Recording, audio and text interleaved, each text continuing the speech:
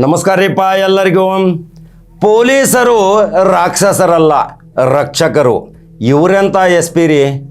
ಇಂಥ ಒಬ್ಬರು S P ಉತ್ತರ ಕರ್ನಾಟಕದ ಬಾಗಲಕೋಟೆ ಜಿಲ್ಲೆಯಲ್ಲಿ ಅಮರನಾಥ್ ಅಂತ ಎಸ್ ಪಿ ಬಂದಾರ. ಹೋಗಿ ಒಂದು ದಿವಸ ಭೇಟಿಯಾಗ್ರಿ. ಸಾರ್ವಜನಿಕರ ದೂರು ದುಕ್ಕು ದುಮ್ಮಾನ ಪರಿಶೀಲನೆ ಮಾಡಿ ಎಷ್ಟೊಂದು ನಯ ವಿನಯದಿಂದ ಇಂಥ ಅಧಿಕಾರಿಗಳು ಕರ್ನಾಟಕ ರಾಜ್ಯ ಸರ್ಕಾರಕ್ಕೆ ಒಂದು ಮೆರಗನ್ನು ತರಾಕತ್ತಾರ. ಇದು ಜ್ವಲಂತ ಸಾಕ್ಷಿ. ಈ ಹಿಂದೆ DIG ಪಾವಟೆ ಸಾಹೇಬ್ರಿದ್ದರು, SS ಪಾವಟೆ ಅಂತ. ನೀಲಮ್ ಅಚ್ಯುತರಾವ್ ಅಂತ ಹಿರಿಯ ಅಧಿಕಾರಿಗಳಿದ್ದರು. ಜೀಜಾ ಹರಿಸಿಂಗ್ ಅಂತ ದಕ್ಷ ಅಧಿಕಾರಿಗಳಿದ್ದರು. ಇದೇ ಕರ್ನಾಟಕದಲ್ಲಿ ಒಂದಿಲ್ಲ ಒಂದು ದೊಡ್ಡ ದೊಡ್ಡ ಘಟನೆಗಳನ್ನು ಮಾಡಿ ಇವತ್ತು ಇತಿಹಾಸದ ಪುಟಗಳಲ್ಲಿ ಸೇರಿದವರು ಅವರೇ. ಇಂಥ ಒಬ್ಬರು ಕರ್ನಾಟಕದ ಒಂದು ರಾಜ್ಯ ಇದೇ ಬಾಗಲಕೋಟೆಯಲ್ಲಿ ಅಮರನಾಥ್ ಅಂತ SP ಅವರಿದ್ದಾರೆ. ಪೊಲೀಸರು ಯಾವಾಗಲೂ ದಕ್ಷತೆ ಮತ್ತು ಸಂವಿಧಾನಬದ್ಧವಾಗಿ ಕೆಲಸ ಕಾರ್ಯವನ್ನು ನಿರ್ವಹಿಸಬೇಕು. ಅಶಾಂತಿಯ ವಾತಾವರಣ ನಿರ್ಮಾಣ ಮಾಡಬಾರದು ಅನ್ನೋ ಕಟ್ಟುನಿಟ್ಟಿನ ಆದೇಶಗಳನ್ನ ನೀಡ್ತಾರೆ. ಯಾವಾಗಲೂ ಪೊಲೀಸರು ಸಾರ್ವಜನಿಕರ ಜೊತೆ ಸಂಯಮ ರೀತಿಯಿಂದ ವರ್ತನೆ ಮಾಡಿದರೆ ಸಾರ್ವಜನಿಕರು ಸಹಿತ ಪೊಲೀಸರ ಸಹಕಾರದೊಂದಿಗೆ ಅಶಾಂತಿಯ ವಾತಾವರಣ ದೂರ ಮಾಡಿ ಸಾಮರಸ್ಯವನ್ನು ಕಾಪಾಡುವಂಥ ಇಂಥ ದಕ್ಷ ಅಧಿಕಾರಿಗಳಿಗೆ ಕರ್ನಾಟಕ ಸರ್ಕಾರದ ಮಹಾಜನತೆ ಒಂದು ಸೆಲ್ಯೂಟ್ ಹೊಡಿಲೇಬೇಕು. ಯಾಕಂದರೆ ಪೊಲೀಸ್ ಠಾಣೆಗಳು ದೇವಾಲಯಗಳಿದ್ದಂತೆ, ಅಲ್ಲಿರುವ ಪೊಲೀಸರು ಪೂಜಾರಿಗಳಿದ್ದಂತೆ. ಅಲ್ಲಿ ನ್ಯಾಯಬದ್ಧವಾಗಿ ಒಂದು ನ್ಯಾಯ ಸಿಗುತ್ತೈತಿ.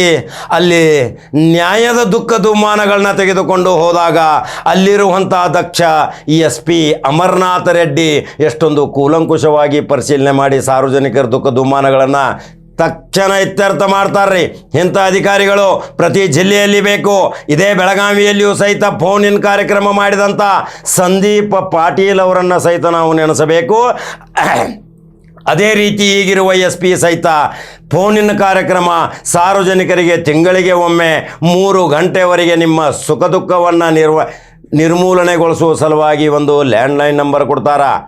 ಆ ಲ್ಯಾಂಡ್ಲೈನ್ ನಂಬರಿಗೆ ನಿಮ್ಮ ನೇರವಾದ ದೂರನ್ನು ದಾಖಲಿಸಬಹುದು. ಯಾಕಂದರೆ ಜನತೆಯ ಜೊತೆಗೆ ಪೊಲೀಸರು, ಜನತೆಯ ಅಹವಾಲು ತೆಗೆದುಕೊಳ್ಳಲಿಕ್ಕೆ ಪೊಲೀಸರು, ಮನೆಗೆ ಪೊಲೀಸರು ಅನ್ನುವ ಒಂದು ಕರ್ನಾಟಕ ರಾಜ್ಯದ ಪೊಲೀಸ್ ಇಲಾಖೆಗೆ ಒಂದು ಬಹಳಷ್ಟು ಶಿಸ್ತಿನ ಹೆಸರೈತ್ರಿ. ಇದಕ್ಕೆ ಗೃಹ ಮಂತ್ರಿಗಳು ಮತ್ತು ಗೃಹ ಕಾರ್ಯದರ್ಶಿಗಳು, ಕರ್ನಾಟಕ ರಾಜ್ಯದ IGP DGPಗಳು ಸಹಿತ ಇವತ್ತು ಎಲ್ಲರ ಜೊತೆ, ಎಲ್ಲ SP ಗಳ ಜೊತೆ ನೇರ ಸಂಬಂಧ ಇಟ್ಕೊಂಡು ಇವತ್ತು ಸಾರ್ವಜನಿಕರ ದೂರು ದುಕ್ಕು ದುಮ್ಮಾನಗಳನ್ನ ಕೇಳಾಕತ್ತಾರ್ರಿ. ನಾವು ಆಕಸ್ಮಿಕ ಬಾಗಲಕೋಟೆ SP ಅಮರನಾಥ್ ರೆಡ್ಡಿ ಅವ್ರನ್ನ ಭೇಟಿಯಾದೀವಿ. ಭೇಟಿಯಾದ ತಕ್ಷಣ ಸಮಸ್ಯೆಗಳ ಇತ್ಯರ್ಥಕ್ಕಾಗಿ ಎಷ್ಟೋ ಜನ ಸೇರಿದ್ರು.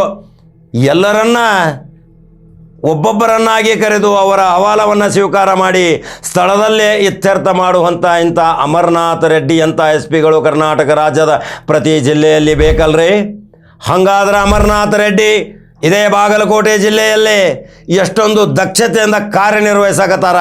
ಅದಕ್ಕೆ ಪ್ರಮುಖ ಸಾಕ್ಷಿಯಲ್ಲಿರುವಂಥ ಶಾಸಕರು, ಅಲ್ಲಿರುವಂಥ ಸಂಸತ್ ಸದಸ್ಯರು ಯಾವುದೇ ಪಕ್ಷ ಭೇದವಿಲ್ಲದೆ, ಯಾವುದೇ ಜಾತಿ ಭೇದವಿಲ್ಲದೆ ಎಲ್ಲರನ್ನ ಶಾಂತಿಯ ಸಂಕೇತವಾಗಿ ಒಂದು ರಾಷ್ಟ್ರಕ್ಕೆ, ಕರ್ನಾಟಕ ರಾಜ್ಯದ ಪೊಲೀಸ್ ಇಲಾಖೆಗೆ ಒಂದು ಒಳ್ಳೆಯ ಹೆಸರು ತರುವಲ್ಲಿ ಇದೇ ಅಮರನಾಥ್ ರೆಡ್ಡಿ ಕಾರ್ಯನಿರ್ವಹಿಸುತ್ತಿರೋದು ಗಮನಾರ್ಹ ವಿಷಯ ಅಲ್ರಿ.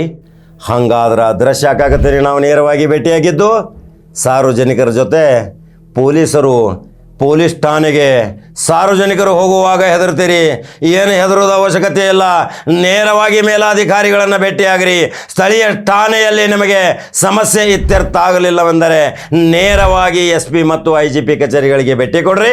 ನಿಮ್ಮ ಸ್ಥಿತಿಗತಿಗಳನ್ನು, ನಿಮ್ಮ ಯಾವುದೇ ಸಮಸ್ಯೆಗಳನ್ನು ಬಗೆಹರಿಸಲಿಕ್ಕೆ ಇಂಥ ಒಬ್ಬ ಬಾಗಲಕೋಟೆಯಲ್ಲಿ ಒಂದು ಉಸ್ತುವಾರಿ ಸಚಿವ RB ತಿಮ್ಮಾಪುರ್, ಅಲ್ಲಿರುವಂಥ ಮಹಾನ್ ಶಾಸಕರು ಸಹಿತ ಇಂಥ ಒಳ್ಳೆಯ ಅಧಿಕಾರಿಗಳನ್ನು ತಂದದ್ದು, ಸಂಸದರು ಸಹಿತ ಇದರ ಜೊತೆ ಕೈ ಜೋಡಿಸ್ತಾರಂದ್ರೆ ಬಾಗಲಕೋಟೆಯ ಪುಣ್ಯವಂತ ಜನತೆಗೆ ಒಂದು ವಿಶೇಷ ಅಲ್ರಿ.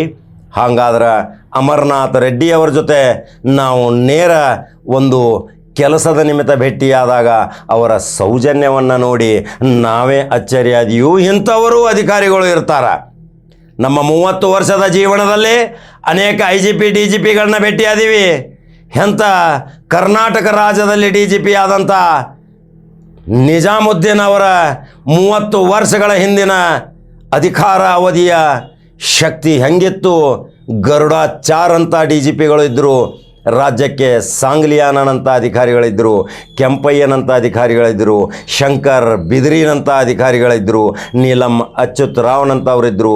ಅನೇಕ IPS ಅಧಿಕಾರಿಗಳು ಕರ್ನಾಟಕ ರಾಜ್ಯದಲ್ಲಿ ತಮ್ಮ ಅಧಿಕಾರಾವಧಿಯನ್ನು ಮುಗಿಸಿ ಇವತ್ತು ಪೊಲೀಸ್ ಇಲಾಖೆ ಅಂದ್ರೇನು, ಪೊಲೀಸರು ಸಾರ್ವಜನಿಕರಿಗೆ ಯಾವ ರೀತಿ ವರ್ತನೆ ಮಾಡಿದರೆ ಮಾತ್ರ ಶಾಂತಿ ಅನ್ನೋದು ಇದೆ. ಅಮರನಾಥ್ ರೆಡ್ಡಿ, ಪ್ರಮುಖ ಸಾಕ್ಷಿ, ಬಾಗಲಕೋಟೆ SP. ಹಾಗಾದ್ರೆ ಯೂಟ್ಯೂಬ್ದಾಗ ಬಟನ್ ಹೊಡಿತೀರಿ ಜವಾರಿ ಕಾಕನ್ ಚಾನಲ್, ಲೈಕ್ ಮತ್ತು ಶೇರ್ ಮಾಡಿರಿ. ಇಂಥ ಅಧಿಕಾರಿಗಳ ಬಗ್ಗೆ ನಿಮ್ಮ ಅನಿಸಿಕೆಗಳು ಏನದಾವ ನೇರವಾಗಿ ನಮ್ಮ ಕಮೆಂಟ್ ಬಾಕ್ಸ್ನಾಗ ಹಾಕಿರಿ. ಮತ್ತೊಂದು ಕಡಕ ಜವಾರಿ ಸುದ್ದಿಯೊಂಗೆ ಬರ್ತೀನಿ. ನಮಸ್ಕಾರ.